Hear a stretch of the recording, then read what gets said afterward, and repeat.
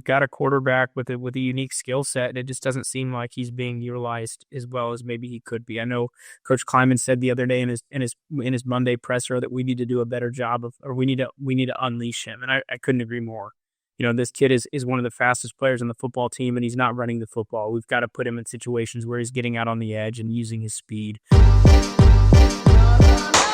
Thanks for listening to KC Sports Network, proudly presented by Emprise Bank. If you're thinking about starting a business or know someone who is, check out Emprise Bank's SBA loans. It's always good to know your options, and they can be your partner in possible. Hello and welcome to another 3 Mall Pod. I am your host, Cole Manbeck, joined as always by former Kansas State wide receiver and partner over at Wildcat NIL, Curry Sexton. And unfortunately, we are back today to talk about another Kansas State loss and what was one of the most frustrating victories I've witnessed in Manhattan in quite some time as K-State falls to Arizona State. 7-3 now on the season, 4-3 in Big 12 play, and extremely unlikely that Kansas State now will have a shot at the Big 12 championship. With everything on the line, the Wildcats came out flat and made a ton of mistakes in what was an extremely infuriating game for the Wildcats on Saturday and for those that were in attendance. We're here to break it down. I know that I needed plenty of Ben Holiday bottled in bond bourbon that helped me get through that one as we geared up on that over at the Wildcat NIL tailgate. The fine folks over at Holiday Distillery were over at the Wildcat NIL tailgate once again over on the Northeast grass lot before the Arizona State game, serving up some amazing drinks. I saw people just downing the cranberry vodka with 360 vodka of Holiday Distillery. That was going down smoothly. The cider with the Ben Holiday bottled in bond bourbon, people were eating up, and I was just drinking the straight Ben Holiday bottled in bond bourbon on the rocks. It was amazing stuff. Excellent turnout. Ton of fun over at the Wildcat NIL tailgate. And a chance for you, if you're not a member, to get signed up and experience that tailgate one more time this weekend as it's Senior Day in Manhattan, the Cincinnati game, 7 p.m. kick. Tailgate starts up at 4 p.m. So go over to catsnil.com, become a member, and come hang out with us over at the Wildcat NIL tailgate before the game. There'll be food, there'll be drinks. Curry, anything to add on that front? Nothing to add. Come see us. It'll be fun. We'll have a lot of food, a lot of beverages on Saturday, and hopefully get us geared up for one last home victory. Hopefully it's not like last year on Senior Day was what happened there, which we had a Holiday Distillery 3 Mall tailgate for that one that Curry swung by for a few minutes last year. That was before the Iowa State game in the snow, where there were maybe 15,000 of us on hand. So there'll be a bigger turnout this weekend, 7 p.m. kick against Cincinnati. Hopefully the Wildcats can get on the right track and finish the season strong. Still a chance to get 10 wins when you factor in the bowl, which would be a success. So hopefully they can figure it out. But unfortunately, Curry, they couldn't figure it out over the bye week. And we're going to make this our top storyline of the week right out of the gate. But the offense, once again, has tremendous struggles. They score 14 points in the game. They don't score in the first 45 minutes, 50 minutes, the first 40 minutes of game action, really.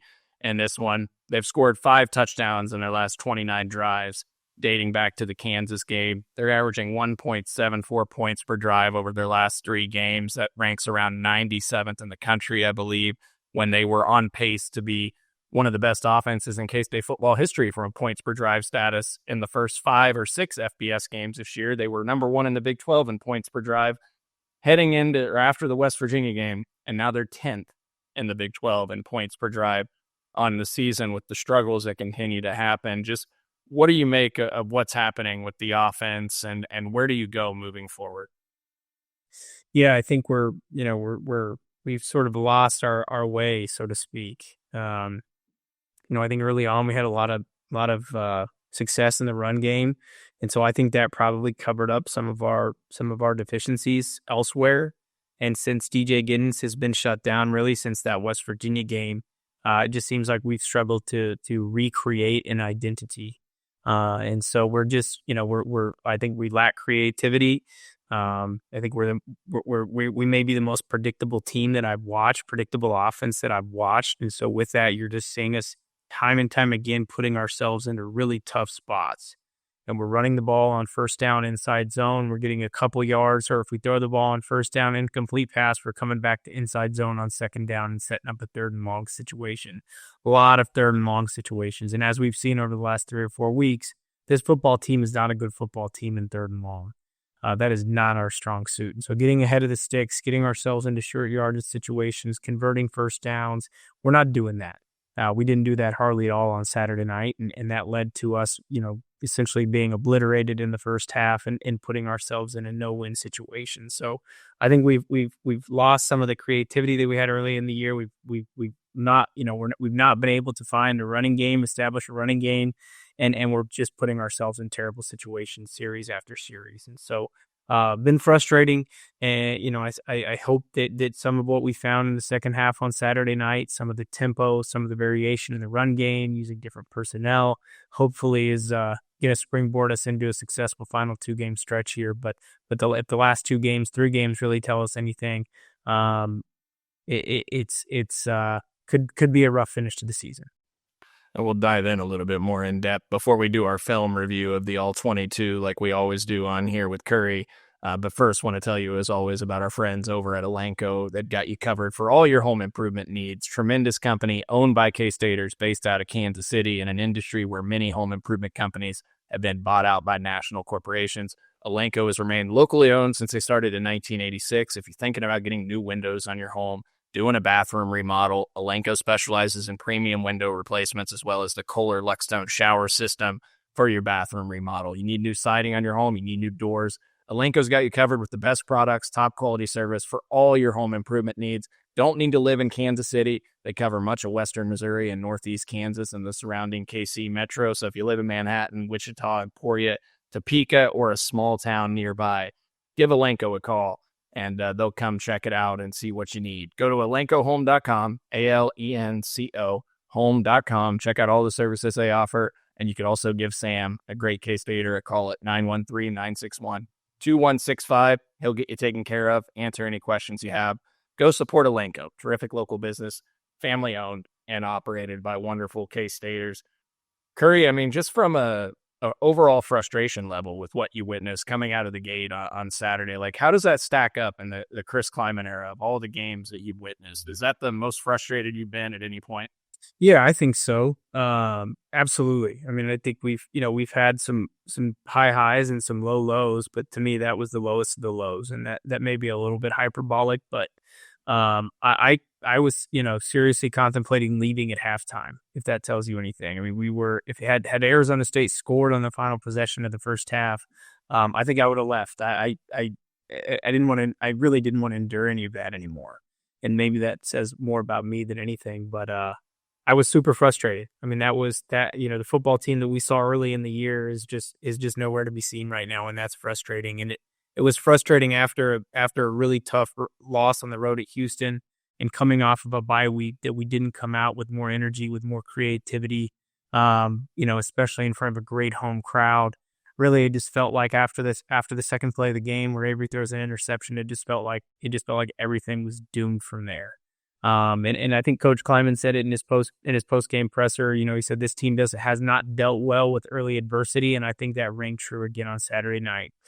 Early interception leads to a touchdown, fumble two drives later leads to a touchdown, down 21-0, and by the time we started scrapping together a comeback, it was too little, too late. And so, very, very, very frustrating. I think a lot of the fans felt it. I can't remember in my time watching or playing football at K-State how many times we've heard boos rain down from the crowd. And that's frustrating because that's not something that I would have expected from this team, but it's not to say that it wasn't deserved. I mean, people give up a lot of time and put a lot of money into coming to these football games, and they've, rightfully come to expect a better product than what we saw on Saturday night. And so I was just as frustrated as anybody else.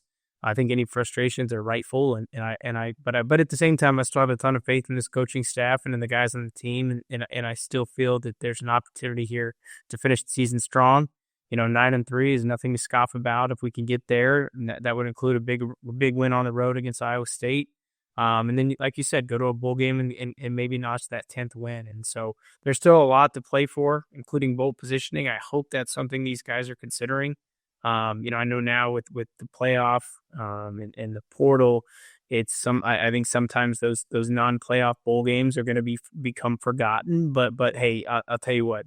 I never played in the Liberty Bowl, but I went down there when my brother played in it in 2015, And that, if you can avoid, if we can find a better bowl game than the Liberty Bowl, that's something to play for. Let's just put it that way. That's no, no hard knocks on Memphis or the Liberty Bowl, but I think there are better bowl games. There are better bowl destinations out there, and so find yourself, find a way to go play in San Antonio and the Alamo Bowl, or find a way to get back to Orlando for the Pop-Tarts Bowl, where you get warm weather and a little bit of a destination city. So I hope these guys find a way to scrap something together and finish this season strong. Oh, that should be incentive enough. We've heard some former players talk about the experiences of the Liberty Bowl. Got to experience some of those years ago with the water issues in Memphis. And my brother was down there for that, and I mean it's crazy. And I think Memphis is a charming city. It's got some good qualities, but I don't know that Memphis is meant to host a bowl game in late December. And that stadium, let's be truthful, that stadium is not up there in the upper echelon of bowl venues. So yeah, I think it's fair to say that let's play to not end up in the Liberty Bowl. Yeah, that's fair enough.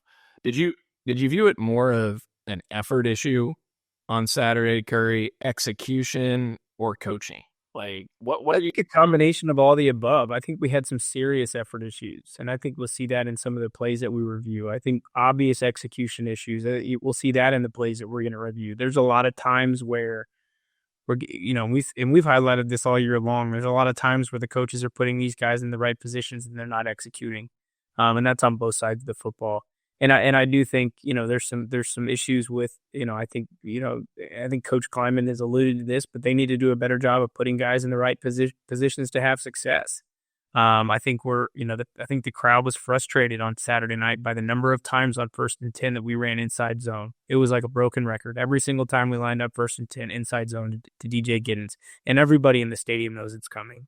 And it was a little perplexing, or maybe a little bit funny to me that by the time we started running, outside, off the tackle, outside the tackle box, we started to have success. When we started to create, implement some variation in the run game, we started to create some success. And so I think that furthered that frustration that the fans had. And so we've got to find a way to open up the playbook beyond inside zone on 1st, 2nd down, 3rd and short, 4th and short, as we're going to see in the plays that we're going to take a look at. And I think just, we've got a quarterback with a unique skill set, and it just doesn't seem like he's being utilized as well as maybe he could be. I know Coach Kleiman said the other day in his Monday presser that we need to do a better job we need to unleash him. And I couldn't agree more. This kid is one of the fastest players on the football team, and he's not running the football. We've got to put him in situations where he's getting out on the edge and using his speed. We've seen, through the early part of the season that Avery is really, really effective at throwing on the run. And lately we've been sitting him in the pocket and expecting him to dice defenses up from the pocket, which he's improving at. But his skill set is using his feet, and that puts a ton of pressure on the defense. And so I don't think we're putting ourselves in the best positions. And so I think there's a lot of improvement that can be made across the board. And that's offense, defense, and obviously special teams as well. Yeah. And to be fair, I mean, there have been opportunities for Avery at times to take off and run out of the pocket, and he just doesn't. I mean, we're going to highlight a play on here that's probably a touchdown if he just takes off and runs into the end zone. There's been a couple times where he dove down inbound before defenders were there. I don't know if he's trying to protect himself, and we know he's obviously got dinged up at Colorado, but you'd like to see a little bit more assertiveness when he runs the football as well, and physicality there. Obviously don't want Avery to get hurt, but there are times when you'd like to see him take off and run the ball a little bit more. But to your point as well, Curry, I think if we go back over the last 3 to 4 games, since Colorado, probably the only time K-State's had success running the football is when they go out on the edge. That's where all their explosive plays are at. You look at KU and on, the only explosive plays are when they're running off tackle. Yep. And they're not getting any push up front, yet they continue to try and go right up the middle numerous times. And, it doesn't make a lot of sense. Now, obviously, the offensive line needs to be a lot better as well. But, just keep doing the same thing over and over again and expecting it's going to work. And it hasn't worked in a long time. Yes, it's frustrating. So, defenses know that DJ Giddens is our horse, and they know that he's going to get a lot of carries on inside zone, split zone. And so they're loading the box and saying, okay, we're going to stop DJ Giddens. We're going to load up to stop him. And then we're going to force you to try to beat us through the air. We're seeing a lot of man coverage, and we're not capitalizing on that. We're running right into the teeth of these defenses, and that's paired with some struggles on the interior of the offensive line and the offensive line in general. And we're not using what the defense is giving us and capitalizing on that. And so frustration on a lot of levels. I think the coaches and the players would agree. I just hope that they can find a way to dig themselves out of this little hole and find a way to finish the season strong. Yep, absolutely. Well, we're going to do the All-22 film review. First, we're going to go to break, and we're going to come back from break, and we're going to break down the film. I think you guys will find it interesting, some of the things. You'll see some things that K-State missed. You'll also see some very questionable decisions from plays that were called in as well that we will break down and assess. But first, always got to tell you about our friends over at Home Field Apparel. Tremendous K-State gear over at Home Field, over 50 items you can choose from. They just put out another new hat on homefieldapparel.com, a new K-State hat that's a retro look. They've got several hats on there, tons of hoodies, warm weather gear as we head into late fall and early winter as well, with sleek, cool designs that you'll want to get your hands on. The campus pullover jacket, retro jacket. They've got multiple jackets, a bomber jacket on their website as well. And as always, we've got you hooked up with discount code 3MAW24. Get 15% off your entire order when you go to homefieldapparel.com. Go check out all the K-State gear they have. Get stocked up for the finality of K-State football season and K-State hoops as well. Looking for tickets for your next event? Tickets for Less is your number one source. Save big on every purchase when you use promo code KCSN at ticketsforless.com. All right. We're just going to dive right in here and get the first play rolling when you're ready here, Nick. Nick behind the scenes, I was always producing this. All right, this is first and goal. K-State's down 21-0 at this point. It's in the second quarter of the game. First and goal, K-State's in kind of that diamond look formation. They run a QB run here. Be paying attention to what you're watching here all because you're going to see something very similar on the very next play. Just watch what these guys are doing. Curry, break it down for us. Yeah, so just this is that diamond formation, that inverted shotgun wishbone formation that we've seen numerous times throughout the year, and this is obviously a designed quarterback run. Yeah, Avery's not reading anything. I don't know if you want to call this QB power or what, but this is a designed quarterback run, which obviously we've been asking to see more designed QB runs or more designed QB runs, but I don't know that I love this in this situation. And really, this is an instance of just being outflanked by the defense. I think the offensive line, if you look at the left side of the offensive line, the left four guys on that offensive line, I think they do a fine job. Really not a lot of missed blocks there, but they just have more guys than we do on the interior. And if you look at how many guys Arizona State has, if we can, let's see, they have 5 guys on the line of scrimmage and 4 linebackers.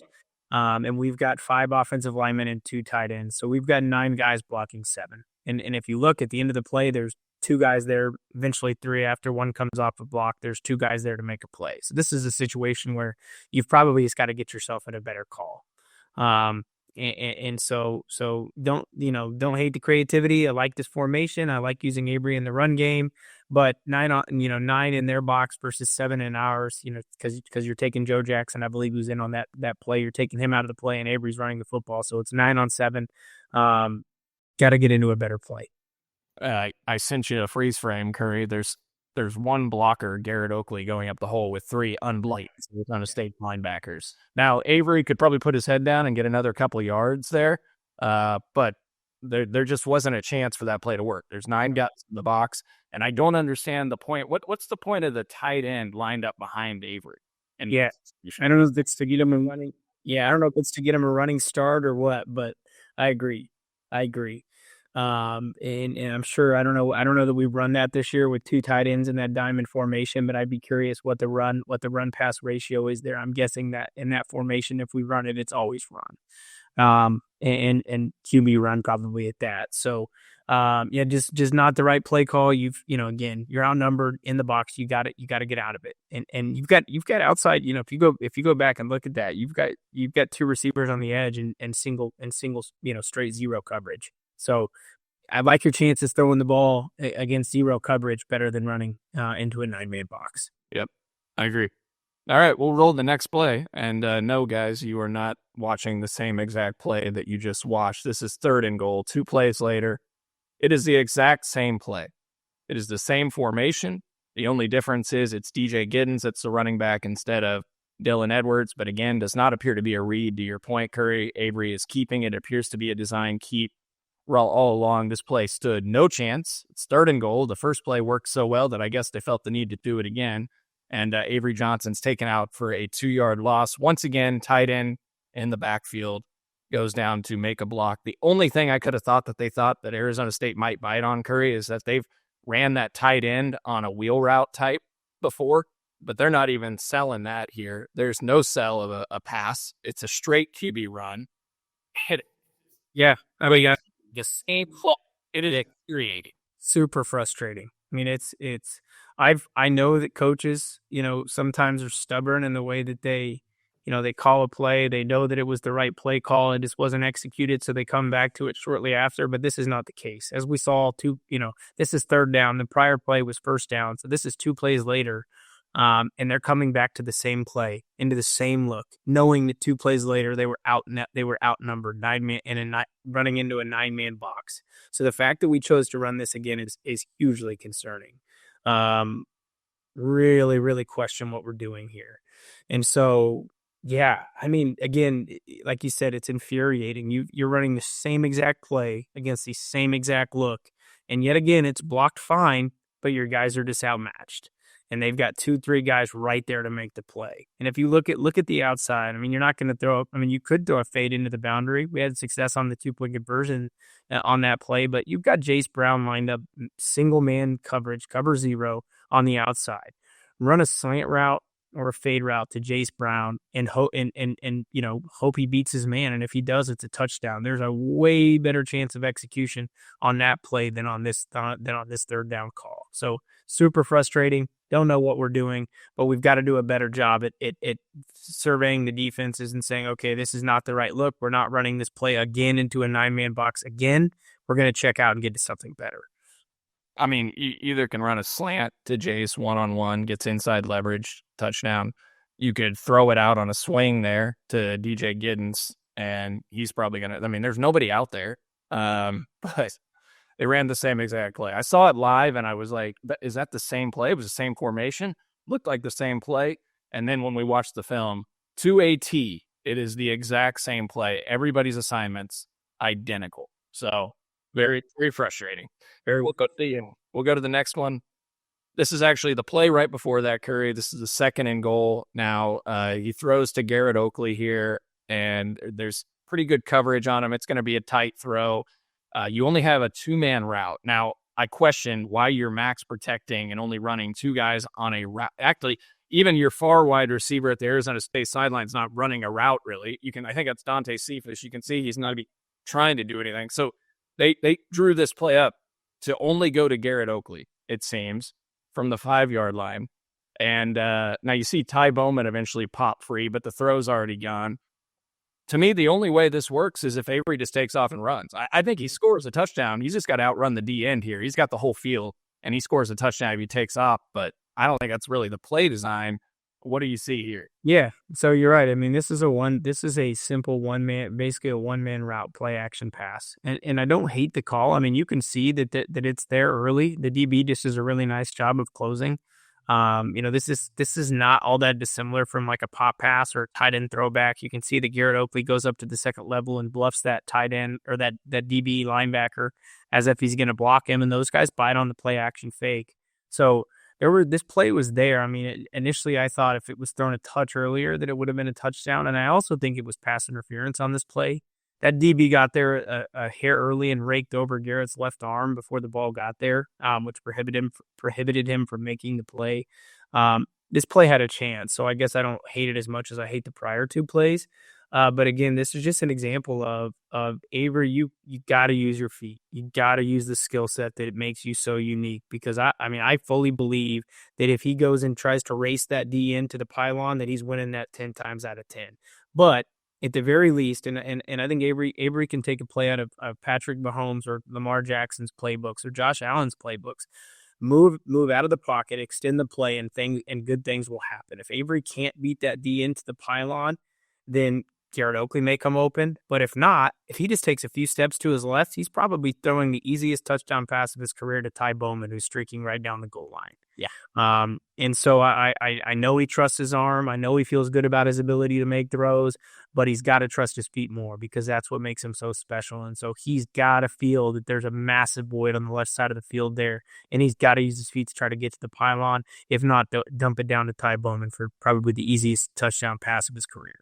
Yeah, it's a situation where if you don't throw it right away to Oakley, there's no pressure on him. Just extend the play. Yeah, extend the play, make something happen. I mean, how many times do we see Lamar Jackson do that and make things happen out of nothing? Patrick Mahomes too. We saw it the other night, in the loss against Buffalo, where he's extending plays, and by way of extending plays, putting pressure on the defense, and guys are finding open spots in the zone, or in the defense, and that would have happened on that play undoubtedly. So he has to be more willing to run, and I think that in turn will open things up for the rest of the offense. Yep, he's going to outrun that D in there, especially when Ty Bowman gets the leverage and pushes him down in. If he takes off right there, it's an easy score, but didn't happen. And to your point, Ty Bowman popped open shortly after. He would have just had an easy dump off pass if he extends it, but didn't happen. And very frustrating drive. K-State ultimately doesn't get the hold down for the field goal, and they get no points. Mm-hmm. All right, let's go to the second drive of the game. Earlier, K-State 4th and 1, 4.5 yard really. Inside run to DJ Giddens, 9-man box, no push from the offensive line. Carver Willis gets beat badly at right tackle as well, and K-State doesn't gain an inch on this play. They turn it over on downs. Arizona State's already up 7-0. Curry, I mean, from my perspective, this is pretty simple. I mean, you get a push from your offensive line and can't even get a half yard, something that wasn't a problem earlier in the year. Yeah, I mean, that's at the end of the day, love or hate the call. You've got to be able to line up on first down and hand it to DJ Giddens and or 4th and 1, hand it to DJ Giddens and get a first down. Plain and simple. There's no reason we shouldn't be able to get 1 yard on this in this situation. And that's even in a situation where the entire stadium, including Arizona State's defense, knows what's coming. They know inside zone is coming. Maybe would have liked to see us. Get up under center. Just to give the defense a different look. I'm not a huge fan of being in shotgun on a 4th and 4th and 1. That just seems foolish to give to make your quarterback running back run 6 yards to get 1, but that's neither here nor there. Yep, this is just an example of, again, running into a loaded box. The interior of the offensive line does okay. Carver Willis gets beat inside, and that disrupts the entire play. And so if we execute, if Carver stays on his block and gets leverage on that defensive lineman, then the only guy there to make a play on DJ is the safety, number 22, and he's not making that play before DJ falls forward for a first down. DJ's pushing that pile forward and getting a first down. So I don't love the play call because I knew that that's exactly what was coming, and so did Arizona State. But even then, if we execute, we get the first down here. I think what was frustrating, Curry, is the play before that they ran it with Dylan Edwards on Garrett one, didn't get it. Then they were going to run a QB sneak, it looked like. They got to the line, they went no huddle. The officials screwed up and held up play in case they didn't sub, and then Arizona State burned a timeout and got reset, and in case they came out in shotgun and decided to go back to A-gap run. Didn't work. Turnover on downs. Crowd taken completely out of the game. All right, let's go to the actual second play of the game here overall. This is the interception by Avery Johnson. And to me, Curry, I mean, so you got one-on-one coverage on the outside on both wide receivers. This is the danger about throwing in the middle of the field. I think 3 of K-State's last 4 interceptions in the last 2 games have come over the middle of the field. A couple of the different times the ball was deflected, and that's what resulted. But tries to fit it into Jace Brown.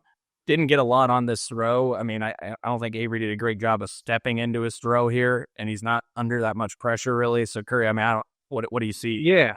So I see a lot of things here. And really, I don't put this on Avery so much. I did, I thought he just lofted one in there on Saturday night, which led to the pick, but he did that for a reason, and we'll get to that. I mean, this is cover one. This is straight man coverage with one single high safety.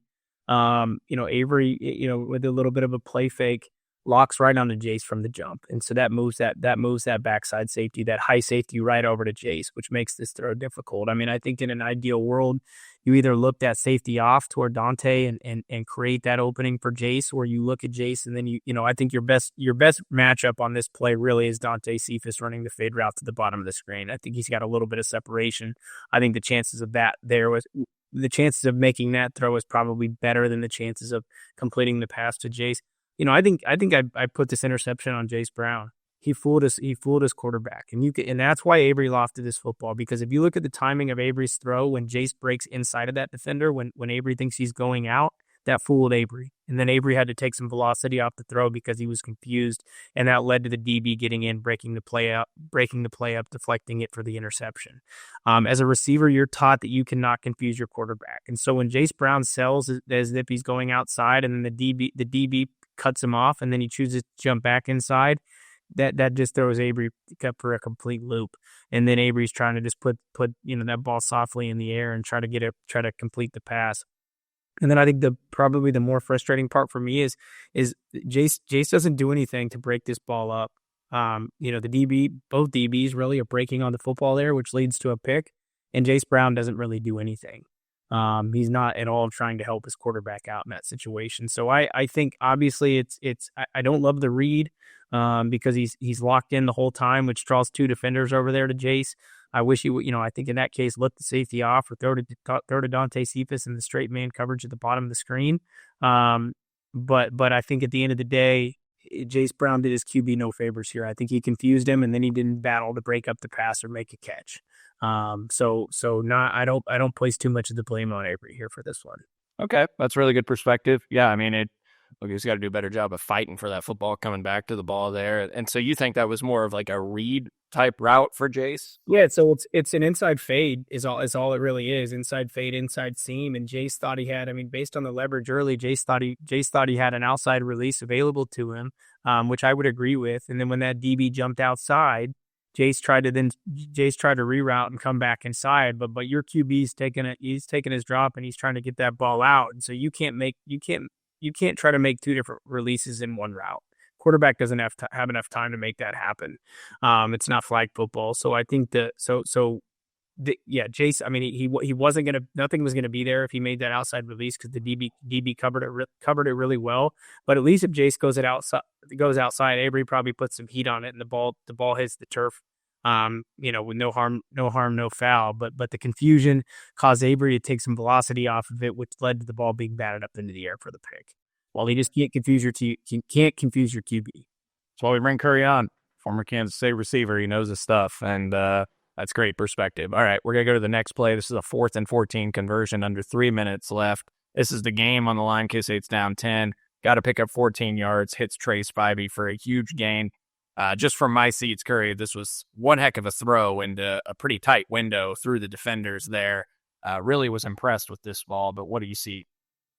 Yeah, this is Avery's best throw of the night, I think. And really maybe the only time he ran an intermediate crossing route for whatever reason. And it perplexes me to no end.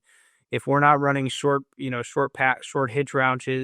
hitch routes, passes to the, in the flats, or fade routes, we're not, that's all we're running. We're not running any intermediate routes. We're not putting pressure, on the safeties underneath over the top of the linebackers. We're not doing that. And so I guess I'm glad to see that here in this situation in the tough 4th and 14 scenario. And this is a simple pin and post. You've got cover four on the back end. The safeties and the DBs are given cushion because they know they've got a long ways to go.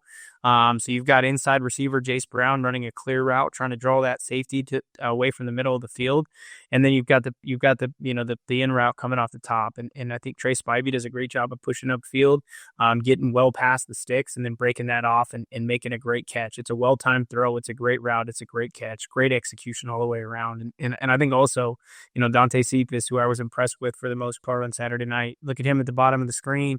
He's running a 15-yard hitch route to the boundary, and he's open as well. So I think there's options here. Trey does a nice job, runs a great route. Avery, great throw, great timing. This is great execution. It makes me want more of these intermediate routes. We got to be able to push the ball down the football field more. We've got to put pressure on the defense more.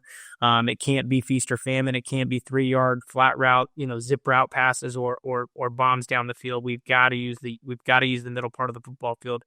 We saw on Saturday night, Arizona killed us in the intermediate passing game. Killed us.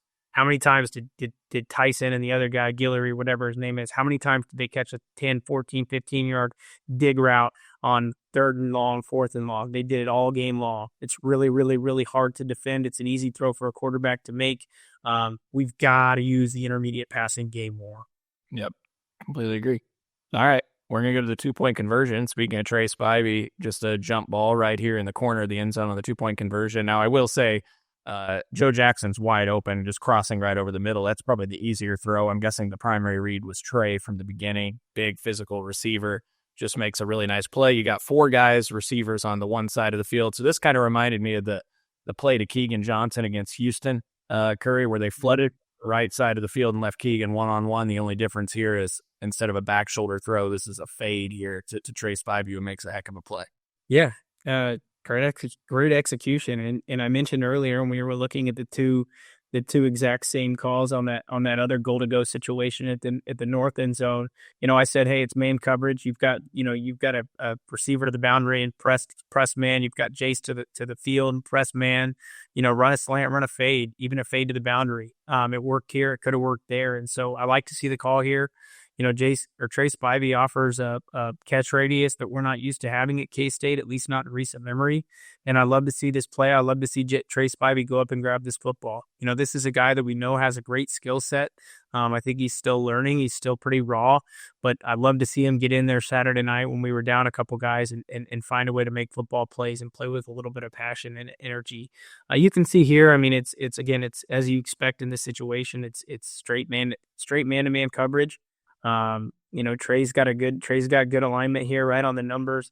Maybe a little bit impatient in his release, which is expected from a young guy. He wants to get out there, wants to make a play. I think he could have been a little, played with that DB a little bit more. But even then, he gets a good release. He gets on top of that defender, and then he uses his big body to go up and make a catch. I think he actually caught this, brought this in with one hand at first. As he was, being straddled by a defender. And so excellent job making the catch, completing the catch, getting his feet down and toward that back pylon. It's a great throw. It's a great route. It's a great catch. Love to see it from a young duo and hope we see a lot more of it in the future. Yep. Agreed.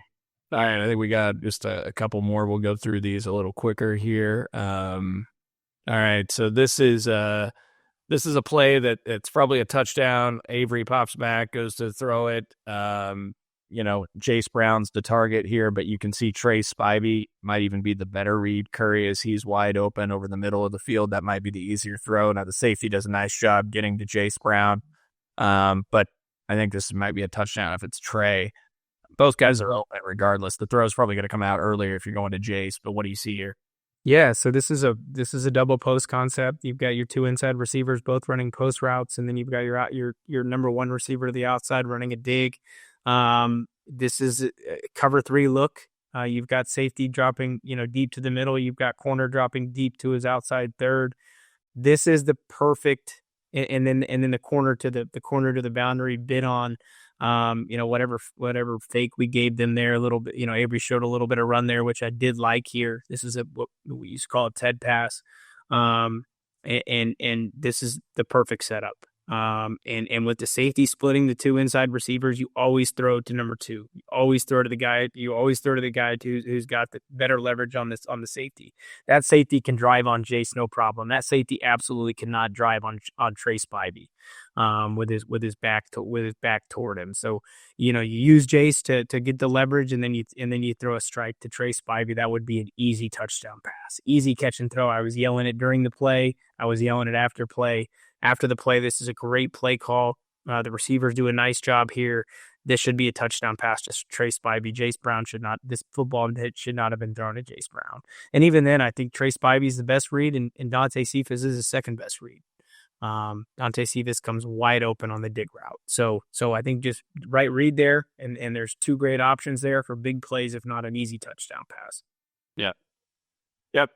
The one other that I had meant to include was the pass that went to Dante Cephas deep down the sideline. That was a touchdown called back for an illegal man downfield. We don't have it, but it Andrew Langney was 10 yards downfield. It doesn't look like it was an RPO, so just a mistake, but a heck of a throw by Avery on the run that he made there. That was another consequence of a mistake made. We've seen it a lot this year where K-State shot themselves in the foot with a penalty, and it happened there as well. And to that point of that play we just ran, I mean, look, I'm very frustrated with some of the play calls, obviously, but as we always show you, there are things that get missed as well that are there that could be points that K-State misses on. That's just the nature of it. And so while I am very frustrated with some of the play calls that we saw, and I'm frustrated with the offensive play calls we've seen the last few weeks, certainly there are some things that Connor Riley is still dialing up that could work, and K-State just isn't executing. So I think that's it, Curry. I mean, real quick, you can say it's a one-word answer. Do you want to see him go more tempo? Absolutely. Avery looks more comfortable. I think you said it in the post game. They hoped they would go more up tempo.